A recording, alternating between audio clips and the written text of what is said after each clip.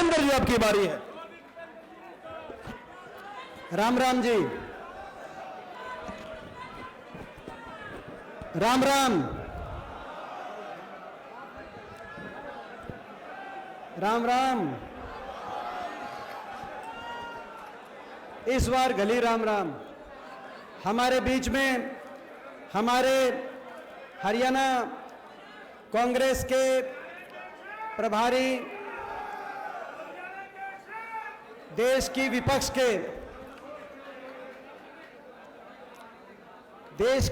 की एक मुखर संसद में आवाज, जो इस भाजपा सरकार के खिलाफ लगातार देश के कोने कोने में उनकी बात पहुंचती है, उनकी संसद में एक एक तकरीर देश के कोने कोने में गूंजती है। हमारे बड़े भाई आदरणीय शक्ति सिंह गोयल जी, हमारे हरियाणा प्रदेश के भविष्य की आशा, जिनके आपके और हमारे नेता आदरणीय चौधरी भूपेंद्र सिंह हुड्डा जी, हरियाणा प्रदेश कांग्रेस कमेटी के हमारे अध्यक्ष और संघर्ष के प्रतीक आदरणीय चौधरी उदयभान जी, विपक्ष आपके समक्ष, और जय भारत सत्याग्रह के आज इस कार्यक्रम के संयोजक आदरणीय अशोक अरोड़ा जी, आज इस कार्यक्रम के मुख्य आयोजक आदरणीय पूर्व मंत्री और मौजूदा विधायक, हरियाणा के वरिष्ठतम विधायकों में से एक आदरणीय बिशन लाल सैनी जी, हमारे सभी मंचासीन विधायकगण, सभी मंचासीन पूर्व विधायकगण, पूर्व सांसदगण, पिता तुल्य बुजुर्ग, नौजवान साथी, जहां तक आवाज जा रही है मातृशक्ति, आज सबसे पहले मैं आप सबको बहुत बहुत बधाई देना चाहता हूं। लगातार कांग्रेस पार्टी के पिछले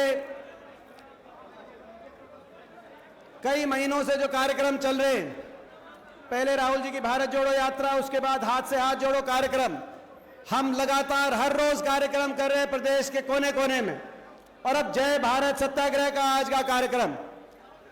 जिस तरीके से आपने प्रदेश के कोने कोने में हर कार्यक्रम को आपका आशीर्वाद मिला है, आज पूरे प्रदेश में एक जन भावना उमड़ के आई है, और आज के इस कार्यक्रम की रिकॉर्ड सफलता, चारों तरफ जमुनानगर जगाधरी में जो जाम, हर सड़क पे जाम, इस बात की गवाही दे रहा है ये जाम कि भाजपा जा रही है और कांग्रेस आ रही है और आपकी सरकार बनने जा रही है।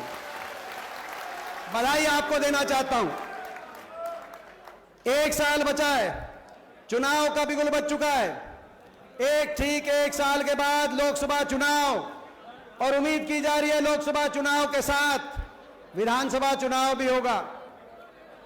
ये स्वयं गृह मंत्री अमित शाह जो आए थे अभी हरियाणा में 2 दिन का उनका प्रोग्राम था, पहले दिन कैंसिल हो गया, गोहाना में रैली थी, लोग नहीं आए, लेकिन जब दूसरे दिन वो आए, जाते जाते कह के गए कि साथ तैयारी रखना भाजपा के कार्यकर्ताओं, इलेक्शन इस बार साथ कराना पड़ सकता है। यानी कि उनको भी समझ में आ गया कि प्रदेश सरकार के पंजे उखड़ चुके हैं, किसी तरीके से विधायक लोकसभा तक तो काबू में रहेंगे, मगर लोकसभा के बाद यही विधायक काबू रखने मुश्किल हो जाएंगे। 1 साल बचा है, 1 साल के बाद प्रदेश की जनता को, देश को, आपको फैसला करना है। आपने देखा 9 साल की सरकार, प्रदेश की सरकार, देश की सरकार, इनके कार्यकाल को आपने देखा। वो हरियाणा जो 2014 से पहले कांग्रेस की सरकार में, हुड्डा सरकार में, वो हरियाणा जो देश में विकास में नंबर 1 पे होता था, प्रति व्यक्ति आय में हम नंबर 1 थे, विकास दर में नंबर 1 थे, प्रति व्यक्ति निवेश में नंबर 1 थे, कृषि उत्पादकता में नंबर 1 थे, खिलाड़ियों के मान सम्मान में देश में नंबर 1 थे, गरीब की कल्याणकारी योजनाओं में देश में सबसे आगे थे, बड़े बुजुर्गों की पेंशन देश में सबसे ज्यादा थी, गन्ने का भाव देश में सबसे ज्यादा था, और भाईचारे में देश में सबसे आगे थे, नाम दिया जाता था, मिसाल दी जाती थी।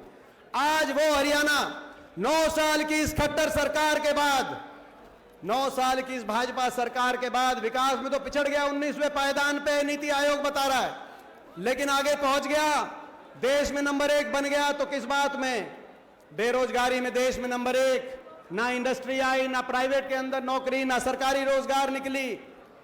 बेरोजगारी में देश में नंबर 1, महंगाई में देश में नंबर 1, भ्रष्टाचार में देश में नंबर 1, अपराध में देश में नंबर 1 और कर्जे में देश में नंबर 1। जैसे बता रहे थे अभी वरुण और भूषण बत्रा जी बता रहे थे, हमारे विधायक, देश में सबसे कर्जावान प्रदेश बन गया। मैं पूछना चाहता हूं इस सरकार से, खट्टर साहब से, कर्जा तो चढ़ा लेकिन ये कर्जा गया कहां? क्या काम हुआ 9 साल में? हमारी सरकार थी, हरियाणा को 4 शहरों को हरियाणा के मेट्रो से जोड़ने का काम हुआ था, गुड़गांव, फरीदाबाद, बल्लभगढ़, बहादुरगढ़। आपने 1 इंच मेट्रो आगे बढ़ाई क्या? मैं पूछना चाहता हूं।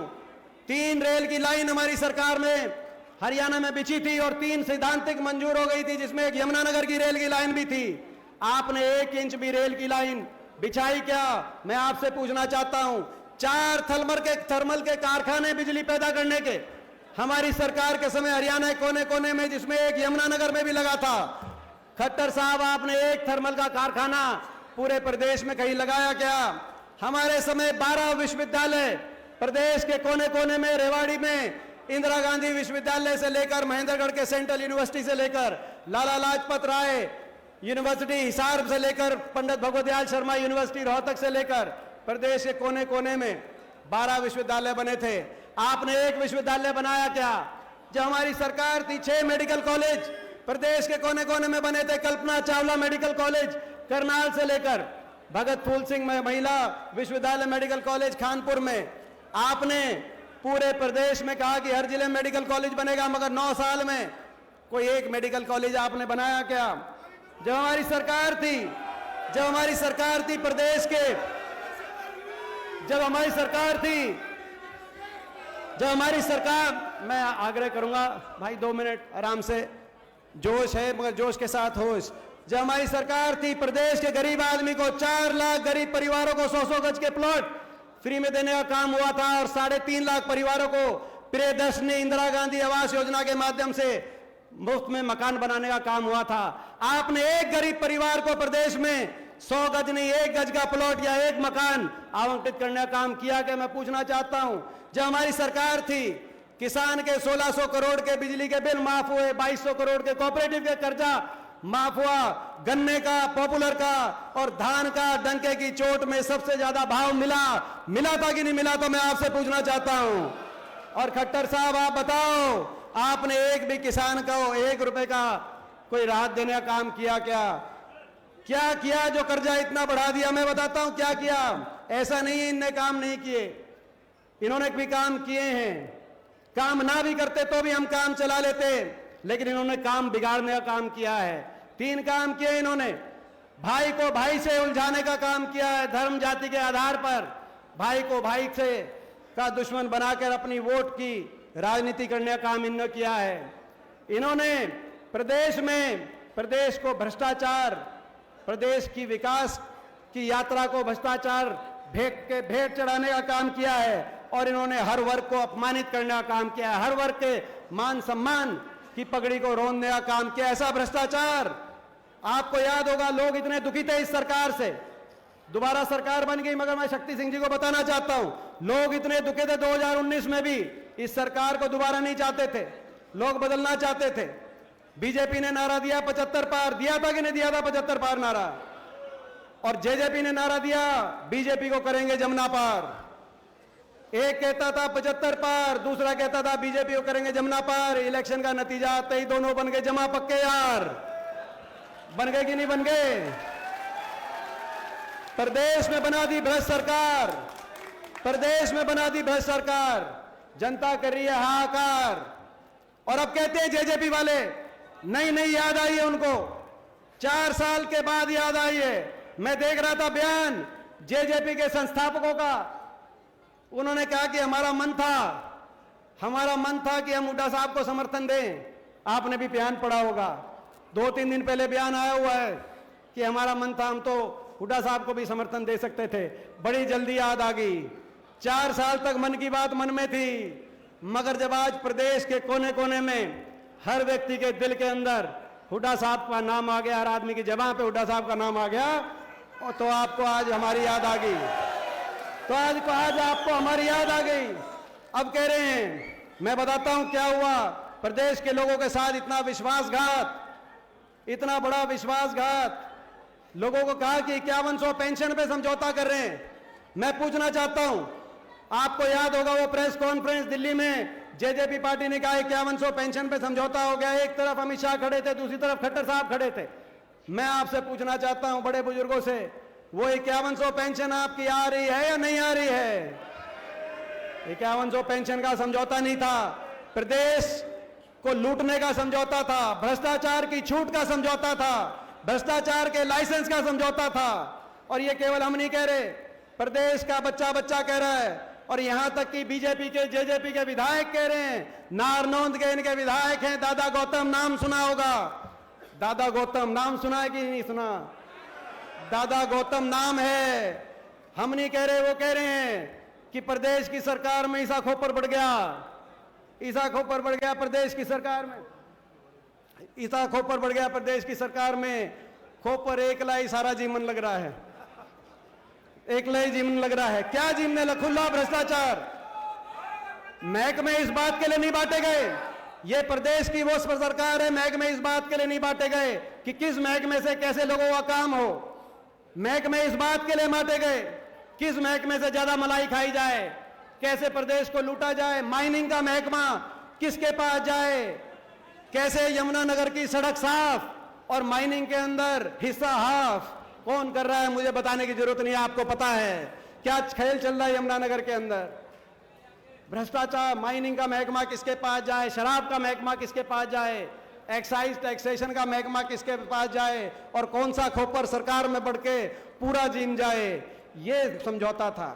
और अब हमारी याद आ रही है, अब हमारी याद आ रही है, जब लोगों ने आपको रिजेक्ट करा तो अब याद आ रही है कि मन था। लेकिन इस विश्वासघात का जवाब, वोट की चोट से लोग विश्वासघात का जवाब देंगे।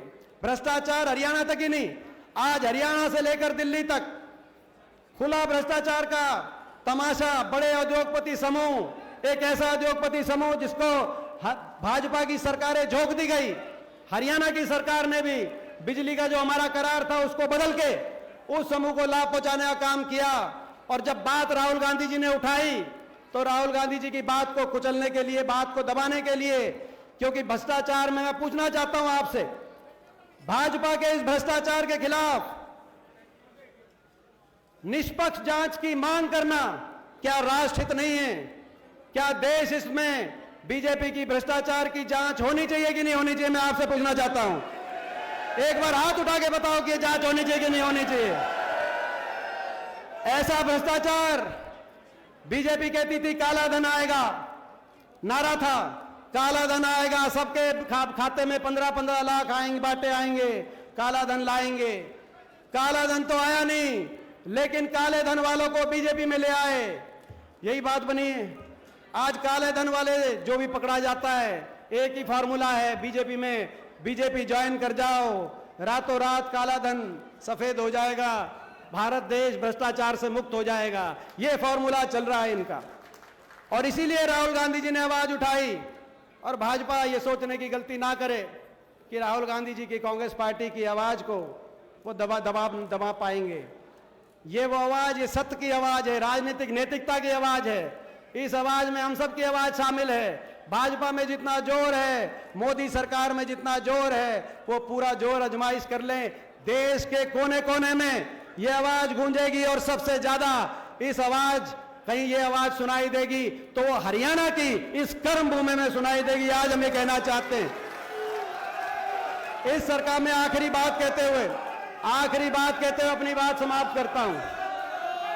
आखिरी बात कहते हुए मैं समाप्त करता हूं अपनी बात। इस सरकार ने एक और काम किया, भाई को भाई से लड़ाया, भ्रष्टाचार भी किया, एक और काम किया। अगर काम नहीं करते तो भी हम काम चला लेते, लेकिन इनको इस सरकार ने, खट्टर सरकार ने आपके और हमारे मान सम्मान को गिराने का काम किया। आपको और हमको, पूरे प्रदेश को अपमानित करने का काम किया। कोई वर्ग नहीं ऐसा जिसको अपने हकों के लिए सड़क पे नहीं आना पड़े, और कोई वर्ग नहीं ऐसा जिनका अपमान इस सरकार ने ना किया हो। मनरेगा का बजट खत्म हो गया, मनरेगा के मजदूर करनाल में आए प्रदर्शन करने, उन पे लाठीचार्ज। गांव के सफाई कर्मचारी, ग्रामीण चौकीदार, गरीब आदमी, वो अपने मानदेय बढ़ाने पंचकुला में आए, उन पे लाठीचार्ज। कर्मचारी ओल्ड पेंशन स्कीम के लिए सड़क पे आए, कर्मचारियों पे लाठीचार्ज। छोटे छोटे बच्चे, स्कूल बंद हो गए, 9 साल से शिक्षकों की भर्ती नहीं। सबसे ज्यादा स्कूल यमुनानगर के अंदर बंद हुए, यहां से शिक्षा मंत्री हैं, बताना चाहता हूं मैं शक्ति से, सबसे ज्यादा स्कूल यहां बंद हुए। हर स्कूल के आगे बच्चे बैठे, उन बच्चों को बताया कि कांग्रेस द्वारा प्रायोजित कोई ऐसा वर्ग नहीं। और सरपंच सोचते थे छोटी सरकार है, बाकी सब पे लाठी पड़ी होगी, लेकिन सरपंच तो छोटी सरकार है, सरपंचों की सरकार मानेगी। सरपंचों के अधिकार छीन लिए तो सरपंचों की भी अच्छी तसल्ली बिठा दी। और किसान 1 साल तक, मैं ये आखिरी बात कहते अपनी बात समाप्त करूंगा, हर वर्ग को अपमान सहना पड़ा, मगर सबसे ज्यादा अपमान किसान और मजदूर को। 1 साल तक आंदोलन चला, इन धरनों पे लाखों करोड़ों की संख्या पे हमारे भाई, बड़े बुजुर्ग, काका ताऊ, हमारी बड़ी बुजुर्ग महिलाएं बैठी रही, किसी ने सुध नहीं ली। एक के बाद एक मजाक उड़ाया जाता था किसानों का, एक के बाद एक मजाक उड़ाया जाता था किसानों का। 750 किसानों के घरों के चिराग बुझ गए। हम जाते थे, मैं धन्यवाद करता हूं हुड्डा साहब ने और विधायक दल ने, कांग्रेस ने फैसला किया कि हर परिवार के घर 2-2 लाख पहुंचाएंगे। हम हर किसान परिवार के जाते थे, 2 लाख रुपए देते थे, आंसू पोंछते थे। और अगले दिन उस संसद में मैं जाता था जिस संसद में देश के किसान का मजाक उड़ाया जा रहा था। मेरा सौभाग्य है कि मैं पिछले 19 साल से देश की सबसे बड़ी पंचायत का सदस्य हूं। शायद मेरी आयु में किसी को अवसर ना मिला हो, लेकिन मेरा दुर्भाग्य है बहुत बड़ा, मैं ऐसे समय उस देश की संसद का, उस पंचायत का सदस्य था जब 14 भाजपा के, प्रदेश के 15 सांसदों में से 14 भाजपा के, एकमात्र विपक्ष के सांसद के रूप में मैं जब देश की संसद में जाता था और सरकार से कहता था कि इनकी बात मानो, और बात नहीं मानते, कम से कम इनको नागरिक मानो देश का, इनको इंसान मानो, ये किसान भी देश के नागरिक हैं। 750 घरों के चूल्हे बुझ गए। हर रोज इन धरनों से शब्द वापिस आते हैं, कम से कम कोई खड़ा होकर सहानुभूति के 2 शब्द कहते तो मजाक उड़ाते थे, देशद्रोही बताते थे, उपद्रवी बताते थे, आतंकवादी बताते थे, पता नहीं क्या क्या बताते थे। जिस किसान का एक बेटा खेत में ट्रैक्टर का स्टीयरिंग पकड़ के देश को खाद्य सुरक्षा दे रहा है और दूसरा बेटा स्टेन गन पकड़कर चीन और पाकिस्तान की बॉर्डर पे देश को सुरक्षा देने का काम कर रहा है, उसका मजाक उड़ता, उसको देशद्रोही बताता। देश की उस सबसे बड़ी पंचायत में मैंने देखा, उसकी गवाही शक्ति सिंह जी भी देंगे, शक्ति भाई भी देंगे, जब उठ के लड़ाई लड़ते थे।